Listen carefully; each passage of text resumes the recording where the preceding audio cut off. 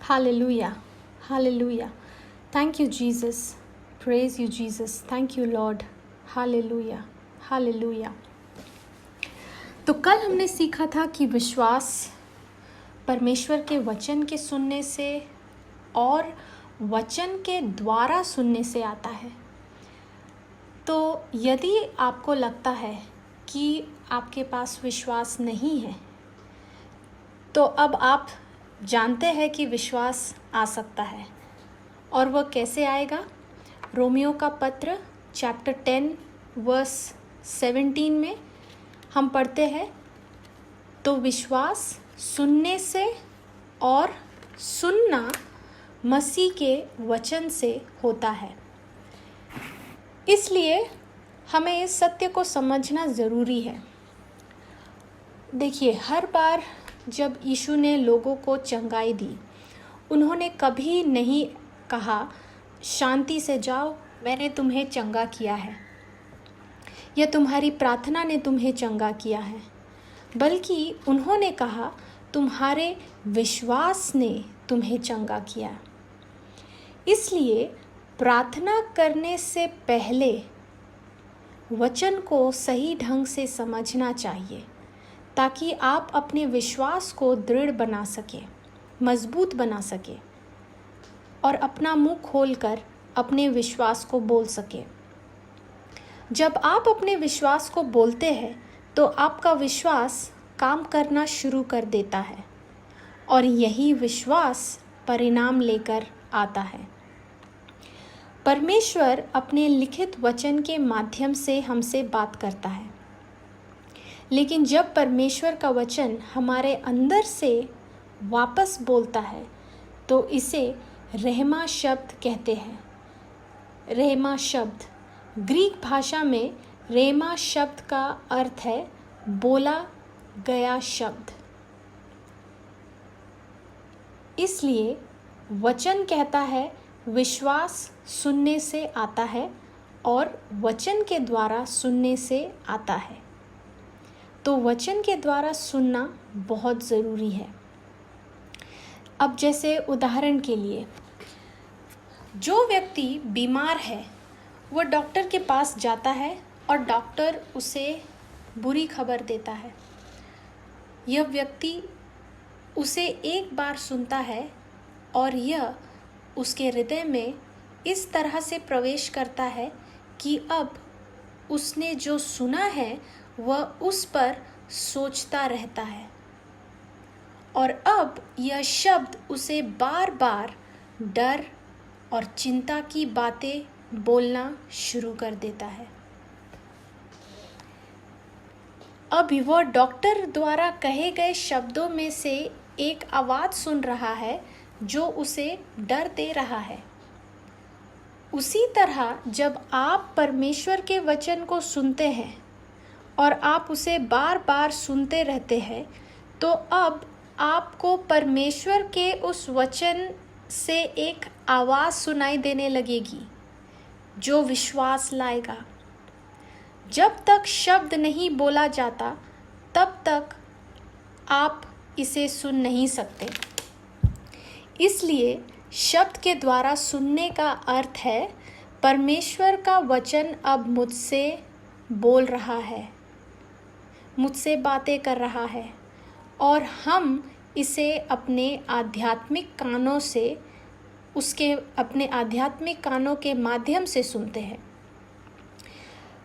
तो वचन के द्वारा सुनने के लिए हमें इसका अध्ययन करना होगा।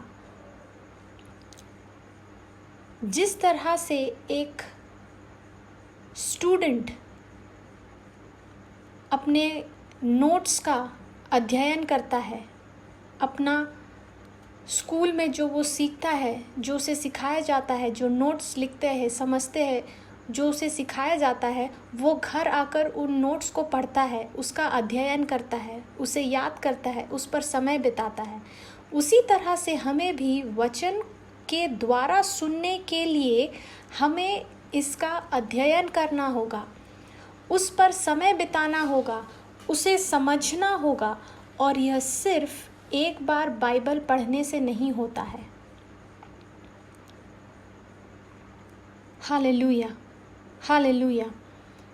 और यह पवित्र आत्मा है जो हमें उन वचनों का समझ देता है। जब पवित्र आत्मा आता है और आपको इस वचन का समझ देता है तो वह इसे इतना रियल बना देता है आपके लिए कि जैसे ही आप इसे सुनते हैं विश्वास आ जाता है। इसलिए पवित्र आत्मा इतना बुद्धिमान है कि वह सही शब्द जानता है और जो आपको उस समय उसकी आवश्यकता है और अब उस जीवित शब्द के द्वारा परमेश्वर की आवाज़ को आप सुन पाते हैं। पवित्र आत्मा आपको उस वक्त, उस समय जो परिस्थिति से आप गुजर रहे हैं, जब आपको कोई निर्णय लेना होता है, उस आवश्यकता के समय पर पवित्र आत्मा जानता है कि आपको किस वचन से सहायता मिलेगी। और अब पवित्र आत्मा उस वचन को जीवित रूपी शब्द के द्वारा परमेश्वर की आवाज़ को सुनने में आपकी मदद करता है। तो स्वर्ग के पिता, हमें इस सत्य को सिखाने के लिए हम आपका धन्यवाद करते हैं कि जिस तरह दुनिया के शब्द को सुनने से और दुनिया के शब्द के द्वारा सुनने से डर आता है, उसी तरह आपके वचन को सुनने से और वचनों के द्वारा सुनने से विश्वास आता है। इसलिए जब तक मैं समस्याओं के बीच में आपके वचन को सुन रही हूँ और आपके शब्द के विपरीत नहीं सोच रही हूँ, अब उस शब्द ने मुझसे बात करना शुरू कर दिया है और मुझे उन समस्याओं के लिए अलग अलग समाधान और ज्ञान देना शुरू कर दिया है जिनसे मैं गुजर रही हूँ। जब प्रभु के दूत ने माता मरिया को दर्शन दिया जो नाज़रेत के एक छोटे से गांव में रह रही थी, उसने उससे कहा, डरो मत मरियम, क्योंकि तुमने परमेश्वर का अनुग्रह पाया है। आज वही प्रभु आपसे कह रहा है, डरो मत, भयभीत मत हो, मैं तुम्हारे साथ हूँ। जैसे प्रभु ने यहोशू को कहा, वैसे ही आज प्रभु आपसे कह रहा है, तेरे जीवन भर कोई तेरे सामने ठहर न सकेगा। जैसा मैं मूसा के साथ था वैसे ही तेरे साथ भी रहूँगा और न तो मैं तुझे धोखा दूँगा और न तुझको छोड़ूँगा। हालेलुया। वह आपसे कह रहा है, मैं जानता हूँ कि तू बहुत सारे विचारों से जूझ रहा है। मन में तरह तरह के ख्याल आ रहे हैं और वो विचार मेरे वचनों के विपरीत है।